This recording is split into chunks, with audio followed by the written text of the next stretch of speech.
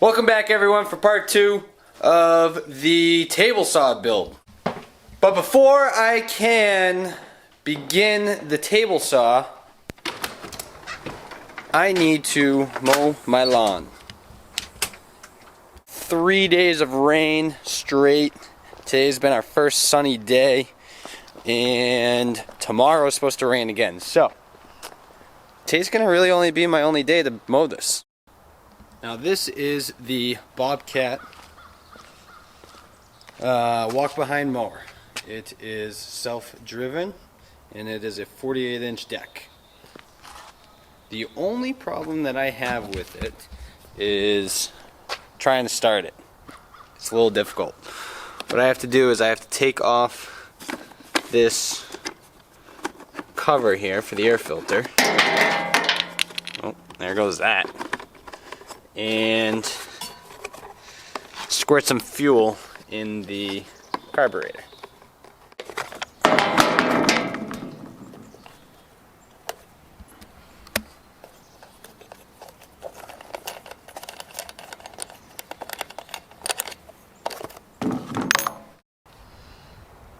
So what I do is I just put a little fuel in a squirt can and squirt it right in to the carburetor a couple of times and give her a good pull.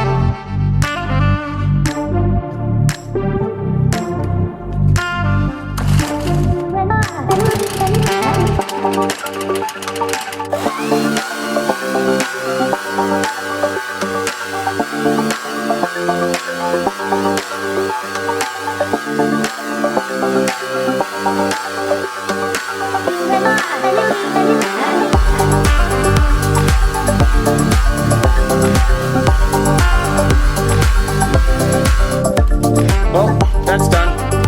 Now on to the table saw. Alright, continuing back from where we left off, I just have to install these rails and the adjustment knobs, and a couple other miscellaneous things. This is all it looks like, so let's get at it.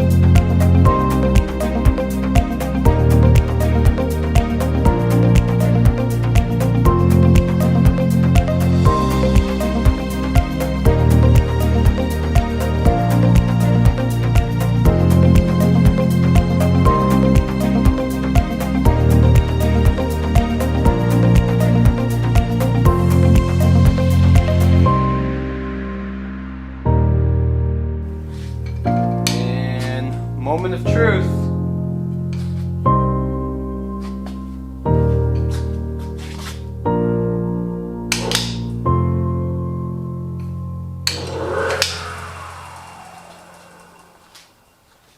Okay, I can already see a bunch of wobble in the blade.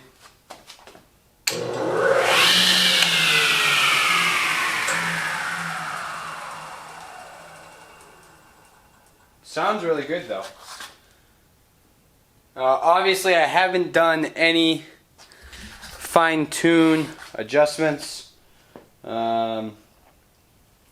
which I still need to do, and that'll probably be on the next video because again I'm running out of time. I need to do a bunch of stuff in the house, but tomorrow I will probably come out and do the fine-tune adjustments. I tried getting the wings as smooth as possible. I do probably need to fix some spots, especially this side. I spent more time on this side than I did on this side, but as I slide the fence over, it hits right there. You can probably hear it. So I need to see what's going on there. I didn't fully tighten down this side for final adjustments. I need to calibrate my unit measurements. The blade is wobbling for some reason, and I can't figure out the guard. I need to do some research on the guard because there is not anything on the manual about it, and it's a little frustrating. So I can say though, the build quality seems to be phenomenal. Everything fit perfectly. The only thing is the manual just sucks. They are not good at writing. Grizzly is not good at writing a manual. They really need to fix that. All the pages were in order and everything was fine as far as that goes, but as far as setup, they didn't really, it was not clear. I'd probably give it like probably a 7.5 out of 10 for difficulty, 10 being the hardest, for reading and being able to, put this thing together. It does go through all of the calibrations and making sure that everything, unit measures and all that kind of stuff are accurate. I haven't read through those yet, so we'll see how those go. But for right now, I'm not seeing how this guard goes on and clips. I understand the concept of it, that there's a pin in there that goes into here, and then you set it down on to this hole, and then the lock locks it all in. But as soon as I do that, it is way off level. Something is not correct about it. So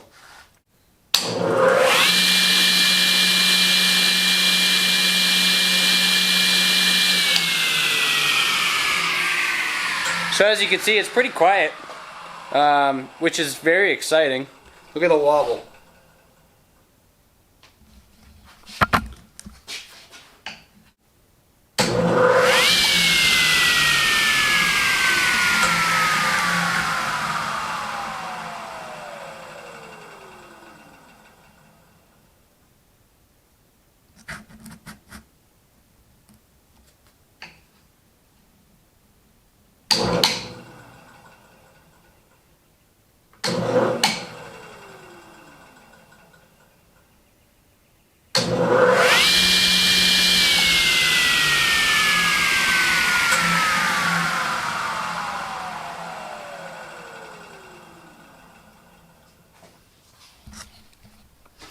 I don't know, maybe you can see it.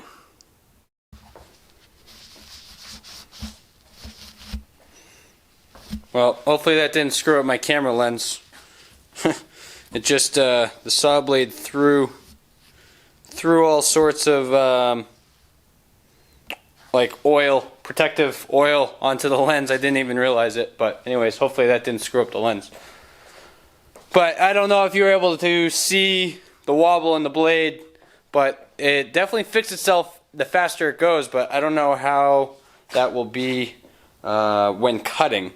I am definitely getting a better grade saw blade for this, and it's probably like as thin of a one that I possibly can, because it is a 2 horsepower or 1 3/4, whatever they call it, so that I could stay on the 120.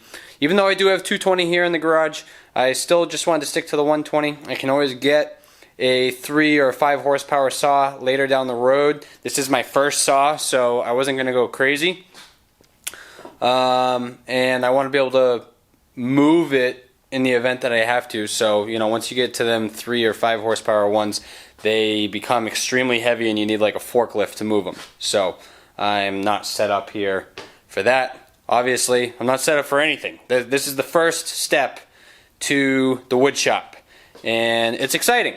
But as I was mentioning, just need to calibrate everything, and we will be ready to start cutting some material, which is going to take place this weekend.